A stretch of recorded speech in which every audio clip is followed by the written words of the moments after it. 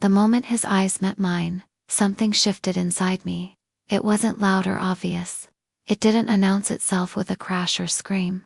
It was quiet, like a whisper carried on wind, but I felt it. A warmth bloomed in my chest, unfamiliar, yet strangely comforting, like opening an old box of memories you didn't know still mattered. I couldn't quite name what stirred within me, only that it felt real. Too real. Before I share the rest of this story, please take a moment to like and subscribe. It helps more than you know. That evening I had no idea my world would start to bend. He wasn't just another boy anymore, not just the awkward kid who used to leave socks at our doorstep during sleepovers. There was something in the way he looked at me now, like he'd been memorizing me in secret, like he knew the language of my sadness. And just for a fleeting second, in a room full of noise and lights, I felt like I was the only one he could see. We were heading to his house, Liam's house. My son was excited. It was a small birthday celebration, just a few friends and family. I'd known Liam since they were little boys, all scraped knees and superhero obsessions. Over the years, he'd become like another son to me. But this wasn't like before. My son insisted I come. It'll be fun, he said. And honestly, I hadn't been out in a while. Life had slowed to a routine. Wake, work, parent, repeat. I wasn't expecting more than a slice of cake and some harmless laughter. But then Liam opened the door. He smiled, genuine and shy. But there was a weight behind it, something held back like a secret waiting for air. He was taller now, more grounded. His body had started to fill out in ways boys' bodies do, when time quietly teaches them how to become men. And yet, his eyes were still the same, soft, curious. But now they searched me, not just looked at me. You look beautiful, he said too quickly. It took me a second to respond. I tucked a strand of hair behind my ear, laughing it off like I always do when words hit too close. Thank you, Liam, you've grown so much. He held my gaze for a moment longer than he should have. Not in a way that made me uncomfortable. Just long enough to be felt. Inside, the living room glowed with soft string lights, more golden than bright. The kind of lighting that turns everything into a memory. And in the corner, right where I always used to sit during visits, a chair sat unoccupied as if waiting. I told myself it was a coincidence. The room filled with laughter and stories. My son chatting about school. Friends reminiscing about childhood games. And I watched, content removed. That's the role I've grown used to, on the edge of joy. Never quite at the center.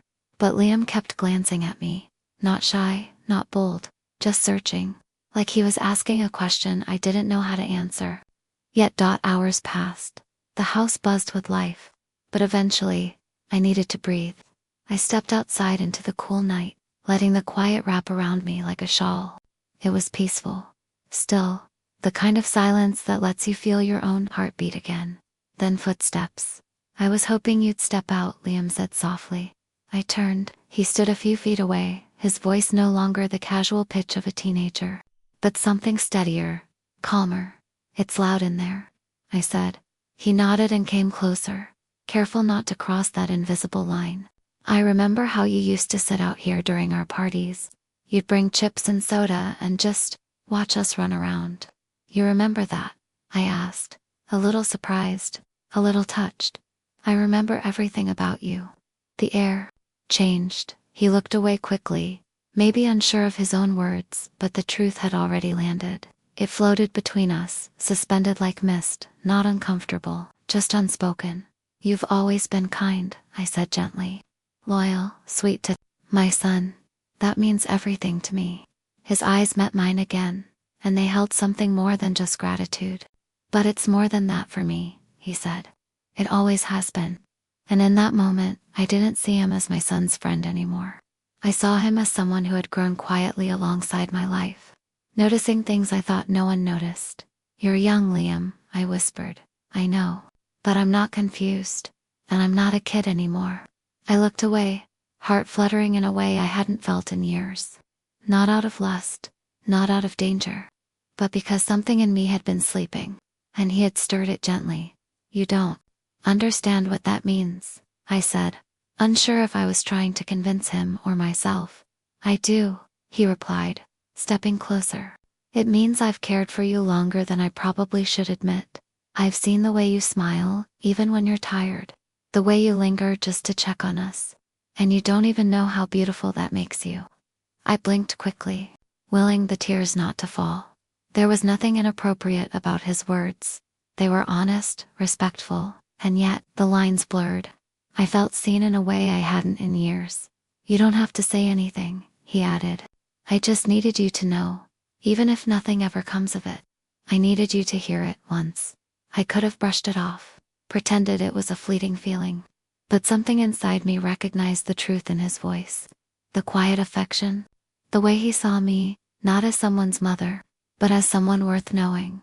The rest of the evening passed quietly. No more words, just glances. Lingering looks filled with something delicate and unspoken.